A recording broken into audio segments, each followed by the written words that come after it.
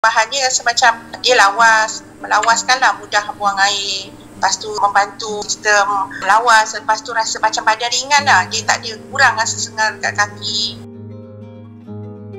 Nama saya Zuraidah binti Abdul Rahman. Saya berumur 53 tahun dan bertugas di syarikat swasta sebagai sales manager. Sebenarnya hari tu masa saya tengah scroll Facebook kan, ternampaklah link tu. Terus klik link dekat Facebook tu lah. Pakcik ni selalu sakit-sakit badan, ada batuk-batuk kadang-kadang. Lepas tu ada masalah sakit kaki lah. Dia kadang payah nak berjalan. Bukan dia payah memijak lah. Macam tu, sengal-sengal sejak Pakcik ambil produk ni pada beli hari tu lah.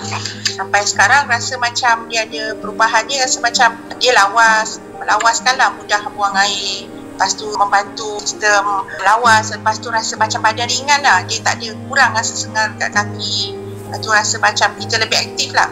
Alhamdulillah, syukur Alhamdulillah. Sebab nampak ada satu perubahan yang positif lah. Mula-mula tu dia rasa macam sakit kepala sikit lah. Ada sakit kepala. Lepas tu rasa macam lebih kuat sakit dekat kaki tu. Tapi hanya untuk beberapa hari pertama lah. Tapi lepas tu dah tak ada dah, masalah tu dah okey. Kepada sahabat-sahabat di luar sana, Hampas ni produk yang bagus lah. Sebab selain daripada Habatus Sauda, iaitu makanan sunnah, sebab dia sekali dengan minyak zaitun, kita lebih mudah lah nak bawa. Kita tak perlu nak bawa dua dah. Kesan dia tu, mulaan dia memang kita akan rasa macam sakit-sakit. Tapi kita jangan berhenti, kita kena istiqamah. Kita kena berterusan ambil. Lepas tu, kita akan nampak hasil dia. Dalam masa cepat jugalah hasil dia. InsyaAllah nanti Cik akan repeat order lah dengan Cik Farid lah, insyaAllah. Dan boleh juga pada sahabat-sahabat nanti, kawan-kawan.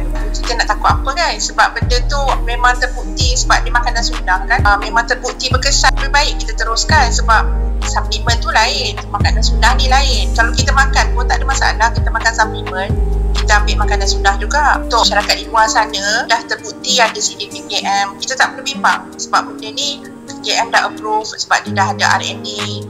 Jadi why not kita cuba. Makanan ni pun makanan sunnah. Selain daripada kita amalkan pun kita dapat pahala kan. Lagi pun keberkesanannya kepada tubuh badan kita lah.